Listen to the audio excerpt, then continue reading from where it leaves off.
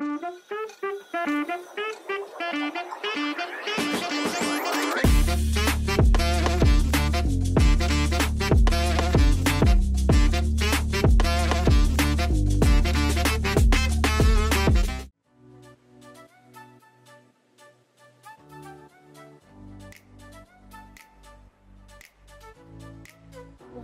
Two মান্তাস travel. আমি সুস্মিতা, আর ক্যামেরার ওপারে আছে অগ্নি। কর্মব্যস্ত জীবনের মাঝে উইকেন্ড ট্রিপ কিন্তু ক্রমশ জনপ্রিয় হয়ে উঠছে। এর জন্য এবারে আমরা দেখাবো একটা উইকেন্ড ট্রিপ। দুদিনের মোটামুটি ছুটি পেলেই খুব সুন্দর কলকাতার কাছাকাছি একটা জায়গা ঘুরে আসতে পারেন, এইরকম একটা ডেস্টিনেশন আমরা সিলেক্ট করেছি। এবার আমরা যাচ্ছি উড়িষ্যার চাঁদিপুর, পঞ্চলিঙ্গেশ্বর এবং তার আশেপাশের কিছু জায়গা। এইটা এবারে আমাদের ডেস্টিনেশন। প্রথমেই বলি কিভাবে যাবেন এখানে। আমরা যাচ্ছি বাই রোড। গাড়ি বা বাইকে করে গেলে কলকাতা থেকে এটা দূরত্ব, মানে আমি ডানলপ থেকে দূরত্ব বলছি, চাঁদিপুরের দূরত্ব হচ্ছে 270 কিলোমিটার, প্রায় মোটামুটি 5 থেকে 6 ঘন্টা মতো আনুমানিক টাইম লাগে। এবং যদি ট্রেনে যান, ট্রেনেও কিন্তু এটা ভীষণ ভালোভাবে অ্যাপ্রোচেবল। বালাসোর স্টেশনে নামতে হবে, যেটা সাউথ ইস্টার্নের যে কোনো ট্রেনই বালাসোর যায়, খুব পপুলার একটা স্টেশন। এবং যদি বালাসোর আপনারা সকালে পৌঁছাতে চান, তাহলে সব থেকে ভালো ট্রেন হচ্ছে বন্দে ভারত বা ধৌলি এক্সপ্রেস। এটা কিন্তু বন্দে ভারত ধরলে একদম সকালবেলায় 10টার আগে আপনি চাঁদিপুর ঢুকে যাবেন, ধৌলি ধরলে দুপুরের মধ্যে চাঁদিপুর ঢুকে যাবেন, সারা দিনটা পাবেন। এই ট্রেনগুলো হাওড়া থেকে ছাড়ে এবং যেতে মোটামুটি 3 থেকে 3.5 ঘন্টার মধ্যে সময় লাগে। তা চলুন আমাদের সঙ্গে আমরা এগিয়ে যাই চাঁদিপুরের দিকে। আমরা ক্রমশ এগিয়ে চলেছি চাঁদিপুরের দিকে। অনেকটা রাস্তা আমরা কভার করে এসেছি। এখন একদম একটা পরন্ত বিকেল, 4:30 বাজে। একটা অস্তয়মান সূর্যের রক্তিমাভা আমরা দেখতে পাচ্ছি, দেখাচ্ছিও আপনাদের। আর ভীষণ সুন্দর জার্নিটা। যারা ওভার এনথুসিয়াস্টিক তাদের জন্য কিন্তু দীঘা থেকে যে বিচটা সোজা দক্ষিণের দিকে চলে গেছে, সেই বিচ ধরে গেলে এমনকি এখানে কিছু বিচ ওয়াকও হয়, যেগুলো দিয়ে কিন্তু আপনারা চাঁদিপুর যেতে পারেন। এবং এইখানে কিন্তু বেশ কয়েকটা বিচ পরপর আছে। আমাদের দীঘার এপিসোডে আমরা বেশ অনেকগুলো বিচ দীঘার সংলগ্ন দেখিয়েছি, এবং সেখান থেকে বিচ ধরে যদি আরেকটু দক্ষিণে যাওয়া যায়, তাহলেই কিন্তু চাঁদিপুর বিচে পৌঁছানো যায়। যাই হোক, আজকে আমরা এগিয়ে যাই চাঁদিপুরের দিকে। আর সঙ্গে থাকুন, দেখতে থাকুন চাঁদিপুর কিভাবে ঘুরবেন, দুদিনের একটা ছুটি পেলে কিভাবে প্ল্যান করবেন এই জায়গাটা ঘোরার।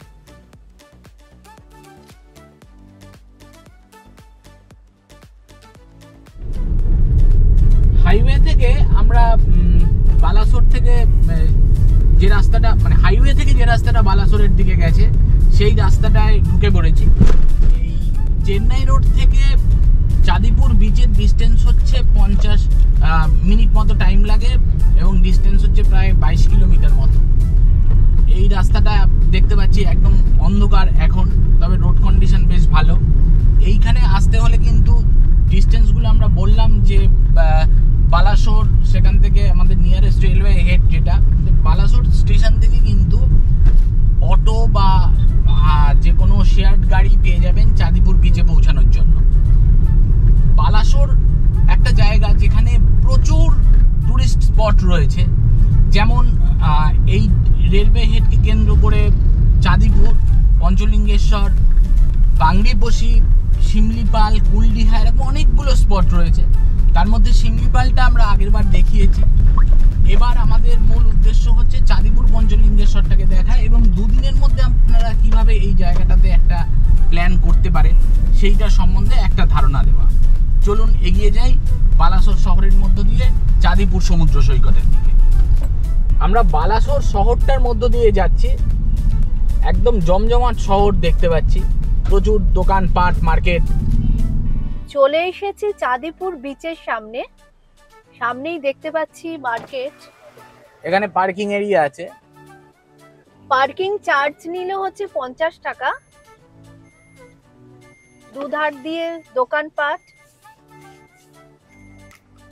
আমরা এগিয়ে যাচ্ছি সামনের দিকে।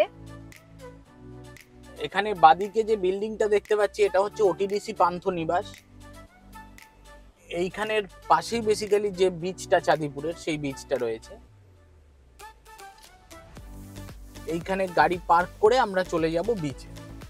আমরা দাঁড়িয়ে আছি ওটিডিসি পান্থনিবাসের সামনে। ওটিডিসি পান্থনিবাস উড়িষ্যা গভর্নমেন্টের প্রপার্টি। বিচের একদম সামনে এই প্রপার্টিটা রয়েছে, এই যে পেছনে দেখতে পাচ্ছি। এইখানে এটা কিন্তু উড়িষ্যা ট্যুরিজমের সাইট থেকেও বুক করা যেতে পারে, আবার এখন কিন্তু বুকিং অ্যাপগুলোতেও, হোটেল বুকিং অ্যাপ যেমন মেক মাই ট্রিপ, সেগুলোতেও এটা বুক করতে পারেন। তবে দেখলাম যে গভর্নমেন্ট সাইট থেকে যদি বুক করেন তাহলে কিন্তু রুমের অপশান এখানে বেশি পাবে।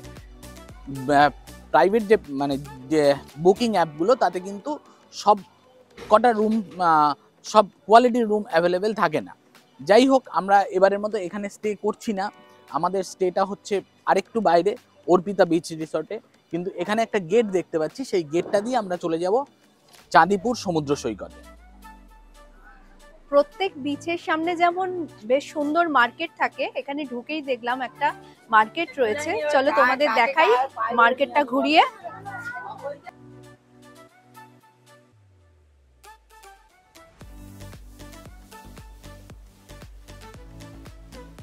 প্রচুর জিনিস এখানে পাওয়া যায়।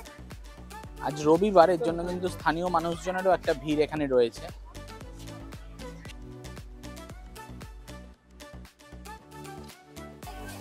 এখানে কিছু শপিং করছি বিচের একদম পাশে। সুন্দর সুন্দর সব জিনিসপত্র, কাঠের জিনিসপত্র, বাচ্চাদের প্রচুর জিনিসপত্র রয়েছে, ব্যাগ, টুপি, ভীষণ সুন্দর।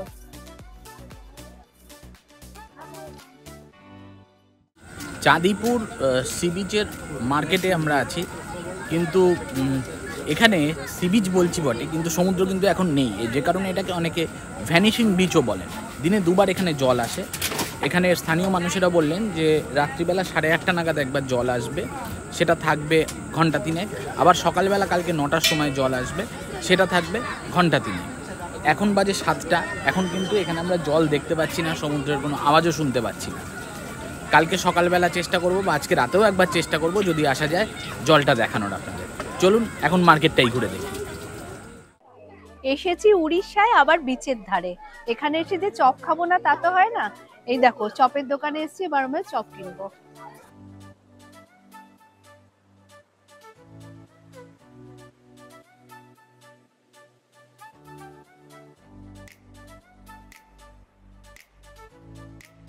হাতে পেয়ে গেছি লঙ্কার চপ, দুটো হচ্ছে 10 টাকা। খাচ্ছি, দারুণ হয়েছে। এখানে দেখলাম বিভিন্ন সামুদ্রিক মাছ, কাঁকড়া ইত্যাদি রাখা রয়েছে। আপনি অর্ডার করলে এগুলো রান্না হয়ে সরাসরি পৌঁছে যাবে আপনার থালায়।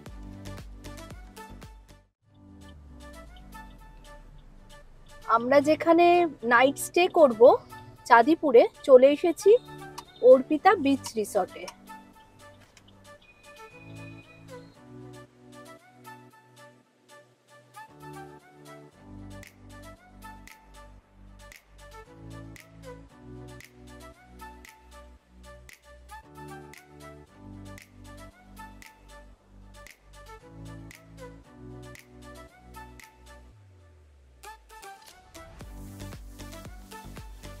দাঁড়িয়ে আছি অর্পিতা বিচ রিসর্ট রিসেপশনে।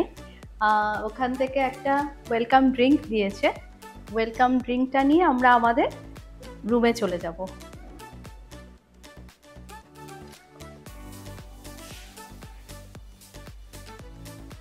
চলে এসেছি আমাদের রুমে। আমাদের রুম নাম্বার হচ্ছে 504।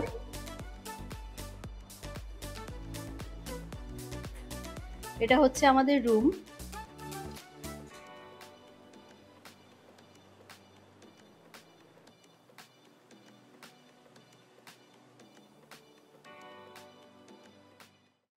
রুমে ঢুকে খাওয়ার দাওয়ার নিয়ে বসে গেছি, প্রচন্ড খিদে পেয়েছে। প্রথমেই বলি, একটা রোস্টেড পাপড় নিয়েছি, আর সাথে আছে এটা মিক্স একটা ভুজি, আর সঙ্গে সালাড। আর আমরা নিয়েছি তন্দুরি পমফ্রেট, সঙ্গে দিয়েছে স্যালাড আর গ্রিন চাটনি। নিয়েছি চিকেন তন্দুরি। সন্ধেবেলা সুন্দর খাবার দাবার খেয়ে এখন খানিকক্ষণ রেস্ট নিলাম। এবার চলে এসেছে আমাদের ডিনার। ডিনারে কি কি আছে তোমাদের দেখাই। ডিনারে প্রথমেই দেখাচ্ছে দেরাদুন রাইস দিয়েছে। দেরাদুন রাইসের পর যেটাই দেখাবো সেটা হচ্ছে ডাল। একটা সুন্দর ইউটেন্সিলসে ডাল দিয়েছে, আর দিয়েছে রোস্টেড পাপড়, স্যালাড আছে। এখানে আরেক রকমের স্যালাড রয়েছে, ঝুরি ভাজা দেওয়া, এটা এখানকার স্পেশাল। আর দিয়েছে হচ্ছে পেঁয়াজ আর আলু ভুজি আর ডিমের কারি। অগ্নি এখন খাবার সার্ভ করছে, হাতে একটা বালতি। এই ছোট্ট বালতিতে ডাল, দেখি কেমন খেতে। তবে এখানে একটা কথা বলবো, সেটা হচ্ছে আমরা যে পমফ্রেট ফ্রাইটা নিয়েছিলাম এবং যে চিকেন তন্দুরি নিয়েছিলাম সেটার কিন্তু স্বাদ খুব একটা ভালো ছিল না। ইনফ্যাক্ট পমফ্রেট ফ্রাইটা আমরা খেতে পারিনি, রিটার্ন করেছিলাম মাছের কোয়ালিটি নিয়ে ওনাদের বলার জন্য, কিন্তু ওনারা বললেন যে ওটা ফ্রেশ ফিশ। এনিওয়ে আমরা সেটা খাবার মতো মনে করিনি, খাবার যোগ্য মনে করিনি, বাজে একটা গন্ধ আসছিল, বহু পুরনো মাছ হলে যেরকম হয়। যাই হোক, ডিনারটা খেয়ে দেখি কীরকম। অলরেডি খাওয়া আরম্ভ করে দিয়েছি, এখন ডাল আর আলু ভাজা দিয়ে খাওয়া আরম্ভ করলাম। খুব টেস্টি, এখনকার যে খাবারটা বেশ টেস্টি হয়েছে, আর যা কোয়ান্টিটি অন্তত 4 জন খেতে পারবে। যাই হোক, এখনকার মতো তোমাদের গুড নাইট জানাচ্ছি, আবার কালকে তোমাদের সঙ্গে দেখা হচ্ছে সকালবেলা। গুড মর্নিং, চলে এসেছি ভ্যানিশিং বিচে, মানে চাঁদিপুর বিচে। সকালবেলায় চলে এসেছি। এই যে বিচটা দেখতে পাচ্ছ, এটা কিন্তু এই পাড় থেকে 8 কিলোমিটার দূরে। হেঁটে হেঁটে আসতে হয়েছে, কালো স্যান্ড বালি আর প্রচুর ঝিনুক। চলো এবার তোমাদের বিচটাকে ঘুরে দেখাই।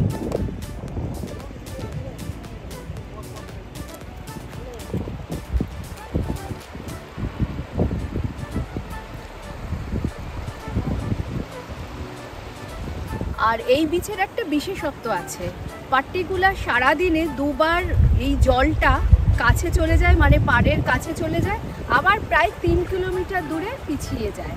ঠিক তোমরা যদি এখানে আসতে চাও, এই সময়টা বুঝে কিন্তু আসতে হবে যদি ঢেউ বা জল কাছে চাও।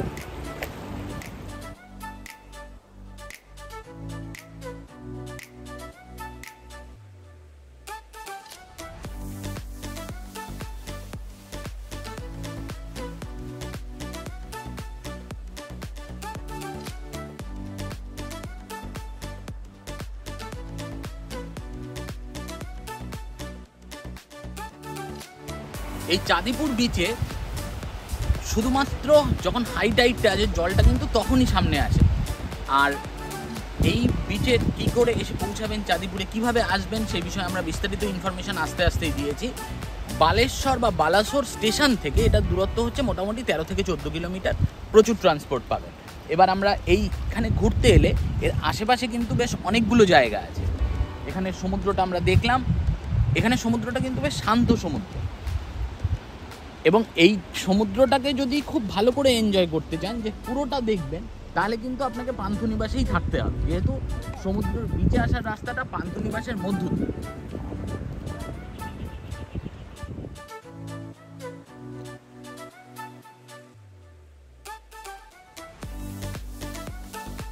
চাঁদিপুরে কোথায় কোথায় থাকবে, এখানে থাকার সব থেকে উল্লেখযোগ্য জায়গা হচ্ছে ওটিডিসি পান্থনিবাস, যেটা দেখালাম কালকে রাতে দেখিয়েছি, যে একদম বিচের কাছেই অবস্থিত, বিশাল জায়গা জুড়ে এই পান্থনিবাসটা। পান্থনিবাসের একদম পাশেই আছে আশা নিবাস গেস্ট হাউস। এখানে অনেকগুলো রেস্টুরেন্টের সঙ্গে অ্যাটাচ হোটেলও আছে, যেমন দেখছি হোটেল গোল্ডেন প্লাজা, ডান পাশেই আছে হোটেল শুভম। এখানে কিন্তু অনেক পর্যটক আসেন, বোঝা যাচ্ছে, ছোট বড় অনেক হোটেল আছে। এই হোটেলগুলো মূলত এই বিচের পাশাপাশি, এখানে যেমন আছে hotel Chandipur, Purabi beach resort আছে একটা, আমরা ছিলাম যেটায় অর্পিতা বিচ রিসোর্ট, সামনে দেখতে পাচ্ছি হোটেল ডিলাক্স ইন, এই জায়গাটার নামও আমরা দেখেছিলাম আসার সময় যখন হোটেল খুঁজছিলাম, ইন্টারন্যাশনাল টুরিস্ট রিসোর্ট। এখন যে জায়গা থেকে এই পান্থনিবাসের বা বিচের দিকের রাস্তাটা চলে গেছে, সেখান থেকে আরো 3 কিলোমিটার গেলেই হচ্ছে এখানের মোহনা, বুড়িবালাম নদী যেখানে মিশেছে সমুদ্রে, আমরা ওই রাস্তাটা দিয়ে এগিয়ে যাই। আমরা এখন যাচ্ছি চাঁদিপুরের জেলেদের গ্রামের মধ্যে দিয়ে। মাছ ধরার নেট গুলো ঠিক করছে সবাই, প্রচুর লোকজন কাজ করছে।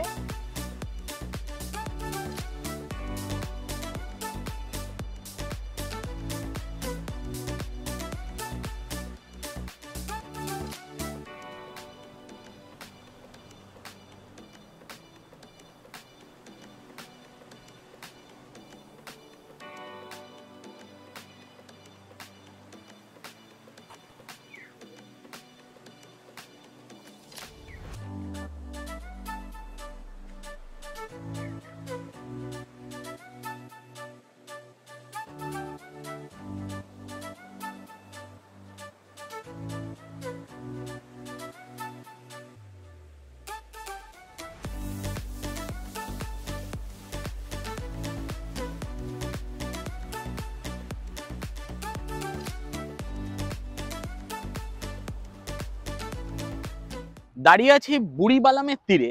বুড়িবালাম এই যে নদীটা আমাদের পেছন দিয়ে বয়ে গেছে, এই বুড়িবালামের আরেক নাম হচ্ছে বুধো বালাঙ্গা। এই বুড়িবালামের কিন্তু একটা ভীষণ ঐতিহাসিক সিগনিফিকেন্স আছে। বাঘা যতীন, যতীন্দ্রনাথ মুখার্জি, বাংলার এক বীর সন্তান, বুড়িবালামের তীরে তিনি যুদ্ধ করেছিলেন ইংরেজদের সাথে। বুড়িবালামের যুদ্ধ নামে পরিচিত, আমরা ছোটবেলায় পড়েছি। যাই হোক, ইতিহাস প্রসঙ্গে যাচ্ছি না, কিন্তু এই বুড়িবালাম নদীর যে জায়গাটায় বে অফ বেঙ্গল বা বঙ্গোপসাগরের সঙ্গে মিশেছে, সেটা চাঁদিপুর থেকে প্রায় 3 কিলোমিটার দূরে। আমরা সেই জায়গাটায় এসেছি এবং জায়গাটা কিন্তু একটা বিশাল ফিশিং হারবার বলা যেতে পারে। একটা বড় ফিশ মার্কেট আছে সামনে। এখানে দেখতে পাচ্ছি অনেক ট্রলার মাছ ধরার, প্রচুর মানুষ মাছ ধরছেন এই দুদিকে। আমাদের জায়গাটাকে একটু দেখাই, জায়গাটা কিন্তু ভীষণ সুন্দর। চাঁদিপুর ঘুরতে এলে একবার এই জায়গাটা অবশ্যই ঘুরে যাবেন। এই যে বুড়িবালাম নদী, এই বুড়িবালাম নদী কিন্তু শিমলিপালের বারহিপানি ওয়াটারফলস থেকে ওখান থেকে তৈরি হয়েছে, হয়ে ময়ূরভঞ্জ এবং বালাসোরের বিস্তীর্ণ একটা অংশের মধ্য দিয়ে প্রবাহিত হয়ে এই যে বঙ্গোপসাগরের এখানে চাঁদিপুরের সামনে এই জায়গাটায় মিশেছে। দেখুন প্রচুর নৌকা দাঁড়িয়ে আছে, প্রচুর ট্রলার দাঁড়িয়ে আছে এখানে, আর ওই দূরের ট্রলারগুলো নদীর মধ্যে মাছ ধরছে। অপূর্ব সুন্দর জায়গা। বুড়িবালামের তীর থেকে এখন আমরা চলেছি দেবকুণ্ডের পথে, যেটা শিমলিপাল রেঞ্জের মধ্যে পড়ে। আর এটার ডিস্টেন্স হচ্ছে প্রায় 84 কিলোমিটার, আর সময় লাগবে 2.5 ঘন্টা মতো। চাঁদিপুর থেকে দুটো বালাসোরের খুব ফেমাস ফরেস্ট ধরে নেওয়া যায়। একটা তো শিমলিপাল ভীষণ ফেমাস, আরেকটা হচ্ছে কুলডিহা স্যাংচুয়ারি। যারা শিমলিপাল বা কুলডিহা যাবেন তারা কিন্তু অবশ্যই এই দুটো জায়গা দেখবেন। একটা হচ্ছে দেবকুণ্ড আর একটা হচ্ছে সীতাকুণ্ড। এই সীতাকুণ্ডটা আমরা দেখেছিলাম যখন শিমলিপাল গেছিলাম।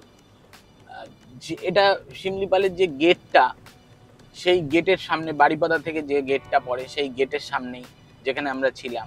আমাদের আগের যে শিমলিপাল সিরিজ আছে সেখানে আমরা সীতাকুণ্ড দেখিয়েওছি, যদিও আমরা সেখানে সেই সময় জল পাইনি। কিন্তু এখানের আরেকটা শিমলিপাল রেঞ্জের একটা বিখ্যাত জায়গা, সেটা হচ্ছে এই দেবকুণ্ড। কুণ্ড মানে একটা পুষ্করিণী জাতীয় জায়গা, আর দেবকুণ্ড বোঝাই যাচ্ছে দেবতাদের জায়গা, দেবতাদের একটা কুণ্ড আছে। সেই জায়গাটাতে আমরা যাচ্ছি, অনেকটা দূর এখান থেকে, কিন্তু যাই ঘুরে আসি জায়গাটা, তার কারণ জায়গাটার ছবি দেখেছি, ভীষণ সুন্দর লেগেছে জায়গাটা।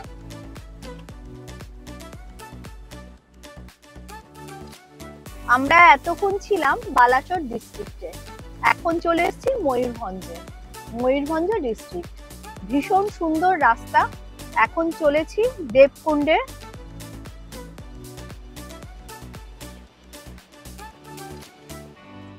পেছনেই দেখতে পাচ্ছ একটা পাহাড়। আমরা এখন দাঁড়িয়ে রয়েছি এমন একটা জায়গায়, ঘন্টার পর ঘন্টা কোনো বাড়ি ঘর দোকানপাট কিচ্ছু দেখতে পাইনি। একটু চা খাবো, চাও খাওয়ারও জায়গা নেই। পুরো প্রত্যন্ত একটা গ্রাম, সেখানে দাঁড়িয়ে রয়েছি। রাস্তাটা কিন্তু ভীষণ সুন্দর। যেতে যেতে একটা মিষ্টির দোকানের সামনে দাঁড়ালাম, ভেবেছিলাম মিষ্টি বাদ দিয়ে হয়তো অনেক রকম চপ টপ পাবো, তো চপ পেয়েছি কিন্তু সব কটা ঠান্ডা। আমি নিয়েছি রসগোল্লা আর মালপোয়া, একদম গরম মালপোয়া, রস ঝরছে। গ্রামের রসগোল্লা দারুণ খেতে।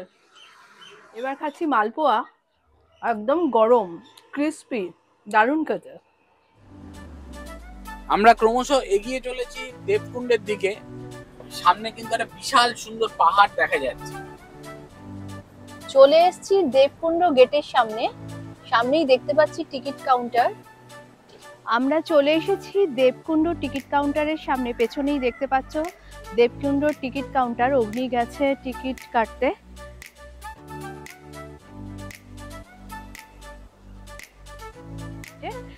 আমার ডান দিকে হচ্ছে ইন্টারপ্রিটেশন সেন্টার আর টিকিট কাউন্টার। 70 টাকা করে নিল টিকিট পার হেড। এবার আমরা এখানে যাব। এখানে যাওয়ার জন্য কিন্তু নিজেদের গাড়ি অ্যালাউ হবে না, এখান থেকে ই কার আছে, ই কারে করে আমরা ভেতরে যাব। অনেকটা রাস্তা ক্রস করে আমরা দেবকুণ্ডে এসেছি। আসতে মোটামুটি 2.5 ঘন্টা প্রথমে দেখাচ্ছিল, কিন্তু আমরা মাঝে একটু দাঁড়িয়েছিলাম। এখন 2:30টা বাজে। এই জায়গাটা 3টে অবধি খোলা থাকে এন্ট্রি গেটটা। এখানে কিন্তু 3টের মধ্যে এসে পৌঁছাতে হবে। 20 টাকা হচ্ছে পার পার্সন এন্ট্রি, আর 50 টাকা হচ্ছে এখানে যেটা ই কার্ড মানে ব্যাটারি কার্ড যেটা, সেইটার চার্জ। আমরা এবার ভেতরে যাব।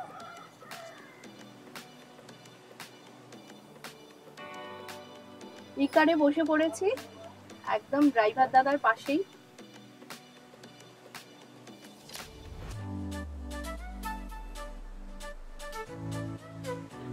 দূরে দেখতে পাচ্ছি পাহাড়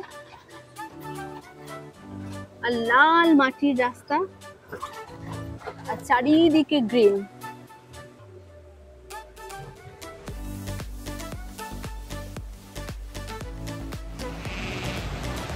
দেও নদী বয়ে চলেছে, ভীষণ সুন্দর। আওয়াজটা নিশ্চয়ই শুনতে পাচ্ছ।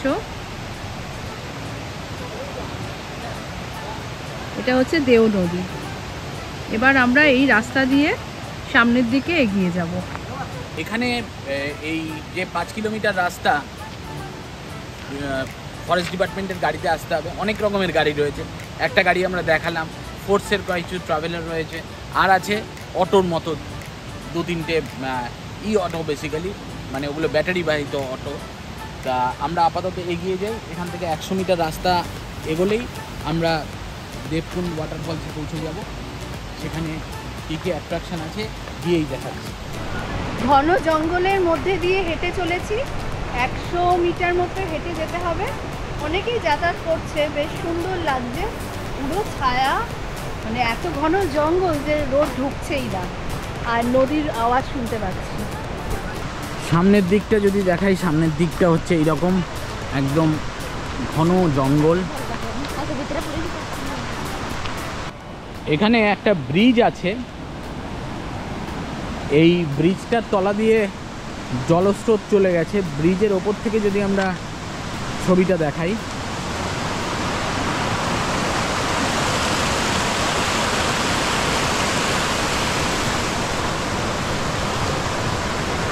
অপূর্ব দৃশ্য সামনে।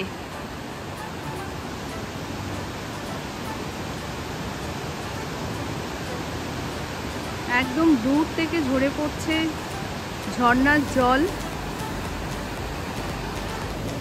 এবার এগিয়ে যাচ্ছি সামনের দিকে।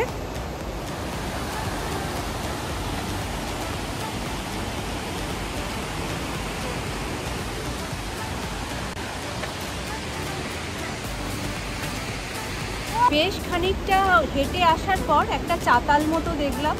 সেখান থেকে আবার সিঁড়ি শুরু হয়েছে, প্রায় 400টা মতো সিঁড়ি। এই সিঁড়ি অতিক্রম করে আমাদের সামনের দিকে এগিয়ে যেতে হবে। ওখানে আছে অম্বিকা মায়ের মন্দির।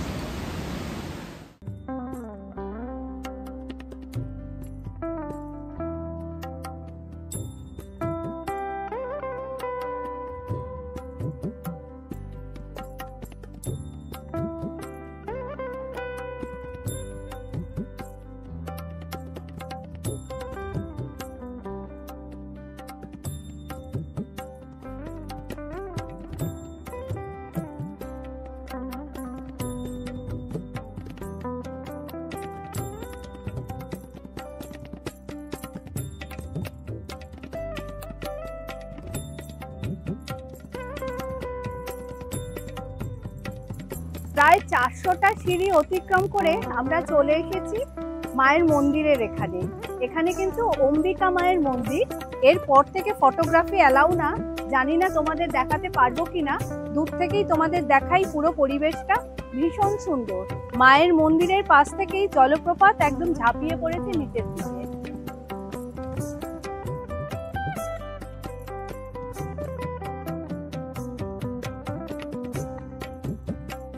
মন্দিরের পেছনের দিকে এই যে জায়গাটা আছে, এইখান থেকে কিন্তু এই জলপ্রপাতের ধারাটা উপর থেকে একদম নিচের দিকে পড়েছে। ভারী সুন্দর দেখতে এই জায়গাটা। এই ভিউটা, এই নিচে পড়ে যে জলপ্রপাতটা তৈরি হয়েছে, এই ভিউটা আমরা নিচে গিয়ে দেখবো। দূরে পাহাড় আর এই জলরাশি প্রবাহিত হয়েছে এখান থেকে। উত্তাল জলরাশি, নিশ্চয়ই শুনতে পাচ্ছেন আওয়াজ। তাই বালাসোর ট্রিপ প্ল্যান করলে কিন্তু আপনার প্ল্যানে এই দেবকুণ্ড জায়গাটা অবশ্যই রাখবেন। ভীষণ সুন্দর মনোরম প্রকৃতি।